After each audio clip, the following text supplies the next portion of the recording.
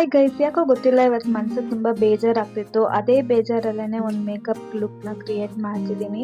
ಏನಿಲ್ಲ, first colour ಕರೆಕ್ಟರ್ನ use ಮಾಡಿಕೊಂಡೆ. ಅದಾದ್ಮೇಲೆ ಫೌಂಡೇಶನ್ನ ಅಪ್ಲೈ ಮಾಡ್ತಿದ್ದೀನಿ. ನಂಗೆ ತುಂಬಾ ಬೇಜಾರಾದಾಗ ಈ ಥರ ನನಗೆ ಏನು ಇಷ್ಟ ಆಗುತ್ತೋ ಆ ಕೆಲಸ ನಾನು ಮಾಡಿದ್ರೆ ನಂಗೆ ಆ ಬೇಜಾರೆಲ್ಲ ಹೋಗುತ್ತೆ. ಸೊ ನಂಗೆ ಆ ಥರ ಅಭ್ಯಾಸ.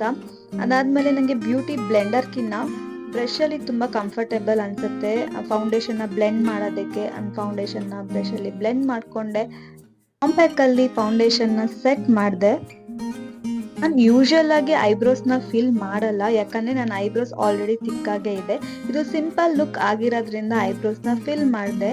ಆಮೇಲೆ ಲಿಕ್ವಿಡ್ ಲಿಪ್ಸ್ಟಿಕ್ ಇತ್ತು, ಒಂದು ಪಿಂಕ್ ಕಲರ್ ಶೇಡ್, ಅದನ್ನೇ ಬ್ಲಷ್ ಆಗಿ ಯೂಸ್ ಮಾಡಿದ್ದೀನಿ. ಸ್ವಲ್ಪ ಜಾಸ್ತಿ ಆಗೋಯ್ತು ಬ್ಲಷ್, ಸೊ ಆದ್ರೂ ಕೂಡ ಚೆನ್ನಾಗಿ ಕಾಣ್ತಾ ಇದೆ.